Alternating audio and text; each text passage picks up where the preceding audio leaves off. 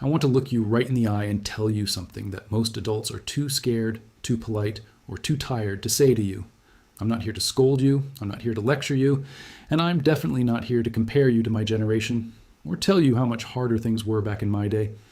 Every era has its own challenges, and you're navigating a world that is faster and more complicated than anything I ever had to deal with at your age. I see how hard you're trying, and I respect your hustle. But because I care about you, and because I want to see you actually become the person you dream of being when you're lying awake at night, we need to have a serious conversation about a quiet tragedy that is happening right under your nose. You're probably wasting your teenage years. I know that hurts to hear. It's a heavy statement, and your immediate instinct might be to get defensive, to close up your body language, to roll your eyes, and to list all the reasons why you're busy, stressed, or tired. But I need you to drop that shield for just 10 minutes. Let's look at the raw, unfiltered truth of how you're spending the most valuable, fertile, and unrepeatable decade of your existence. Because if we don't talk about it now, you're going to wake up on your 20th birthday, look back, and realize you let the launch pad of your entire life pass you by in a total blur. Let's start with the concept of time itself, because when you are a teenager, you're suffering from a massive psychological illusion. When you're 15, 16, or 17, time feels infinite. A year feels like an eternity. Summer feels like a lifetime. You think to yourself, I've got so much time. I'll start working hard when I'm 20. I'll start learning that skill in college. I'll worry about my fitness, my habits, and my future later. Right now, I just want to chill. You think you are sitting on an endless mountain of time, but you are actually holding a handful of fine sand, and it is slipping through your fingers every single second. Teenage years are a biological anomaly. It is the only window in your entire life where you possess the perfect storm of three things: massive energy, a hyperplastic brain that learns things faster than it ever will again, and almost zero real-world responsibilities. You don't have a mortgage to pay. You don't have a family depending on you for food. You don't have a corporate job demanding 50 hours of your weekly energy just so you can survive. Your time is your own. It is the raw capital of your future. Every hour you possess right now is worth 10 hours of time when you're 30. If you invest an hour into yourself today, the compound interest over the next few decades will make you an absolute force of nature. But instead of investing that capital, most teenagers are standing at the edge of a digital drain, dumping their time down it by the bucketful. And that brings us to the great trap of your generation: mindless, passive consumption. You aren't malicious, you aren't lazy, and you aren't stupid. You are just being completely outmaneuvered by a multi-trillion-dollar attention economy that has engineered the perfect digital pacifier. Think about an average day. You get a spare 15 minutes. You don't even think about it. Your hand dives into your pocket, you pull out your phone, and you open an app. Your thumb starts flicking upward. Swipe, swipe, swipe. You watch a 6-second video of someone doing a dance. You watch a clip of a stranger arguing about a movie. You watch an influencer show off a lifestyle they probably rented for the weekend. You fill your brain with a chaotic, fragmented, exhausting stream of digital noise. You tell yourself it's harmless entertainment, but it's not.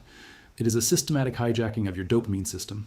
Your brain is a beautiful, sophisticated machine designed to seek out challenges, overcome them, and reward you with satisfaction.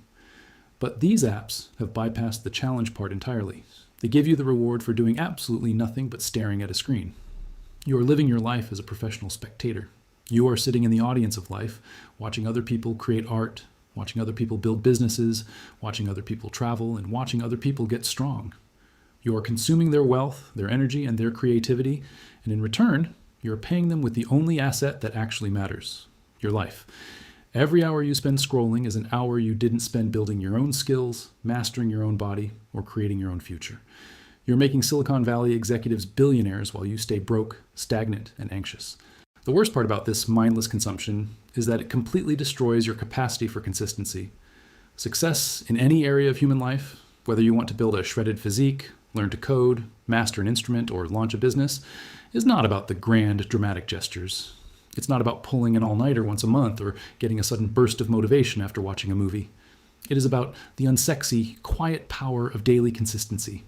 It is about doing the boring things when nobody's watching, day in and day out, regardless of how you feel.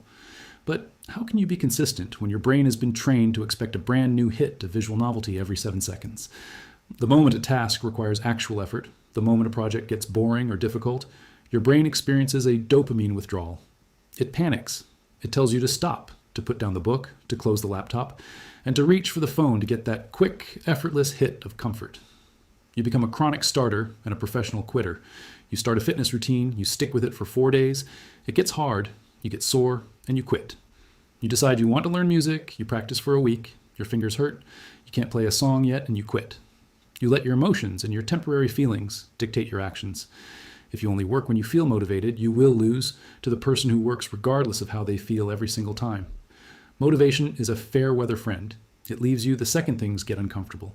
Consistency is a muscle, and right now, your muscle is atrophying because you are constantly giving your brain an escape hatch from reality. If you want to break out of this cycle, you have to understand that your daily habits are the absolute unshakable foundation of your entire life. You do not rise to the level of your goals.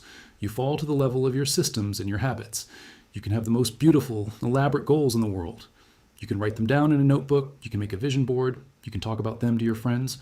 But if your daily habits consist of waking up at noon, scrolling for 5 hours, eating junk food, and playing video games until 3 a.m., your goals are nothing but a delusional fantasy. Look at your habits today, and you will see a preview of your life 10 years from now. Habits are invisible architects. They build your character brick by brick, entirely in secret. When you make the bed in the morning, when you choose to read 10 pages of a book instead of checking your feed, when you choose to go for a run when it's raining outside, you aren't just accomplishing a task. You are casting a vote for the type of person you want to become. You are building an internal identity of discipline, self-reliance, and strength.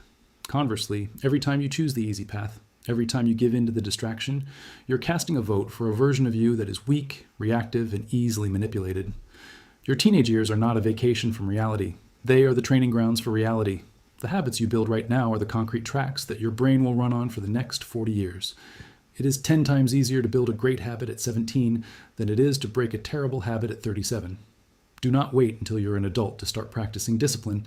If you don't build it now, you won't magically possess it later when the stakes are infinitely higher. So here is my direct, unfiltered call to action for you tonight. I want you to wake up from the trance. I want you to look around and realize that the clock is ticking and nobody is coming to save you. No teacher, no parent, no mentor, and certainly no algorithm is going to hand you a great life on a silver platter.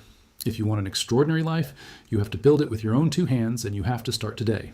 I challenge you to run a personal audit on your life starting tomorrow morning. Identify the leaks where your time is bleeding out into nothingness. Put boundaries on your devices. Turn your phone into a tool instead of a master. Step out of the bleachers and walk onto the field. Stop watching other people's lives and start documenting your own growth. Choose one thing, just one skill, one project, one physical goal, and commit to working on it for just 1 hour every single day with absolute consistency. No excuses, no breaks, no checking your messages. Just 1 hour of deep, focused, uninterrupted human labor. If you can do that, if you can protect that 1 hour of daily consistency, you will completely separate yourself from 99% of your peers. While they are drifting through their youth in a digital haze, you will be building an unshakable foundation of competence, confidence, and wealth. He stands up from the stool, steps around it, and walks slowly to the front edge of the stage, his expression deeply sincere, his tone warm and filled with absolute certainty. I don't tell you all of this to make you feel bad or to put pressure on you. I tell you this because I look at you and I see an absolute gold mine of untapped potential. You are capable of doing remarkable things. Your mind is sharp, your energy is high, and your whole life is sitting right in front of you, waiting to be written. Don't let a bunch of apps and cheap distractions rob you of your future. Don't waste these years. Take your time back, build your habits, stay consistent, and show yourself what you're truly capable of accomplishing. I believe in you more than you know. I'm always in your corner. Now go put the work in and go build a life you can be proud of.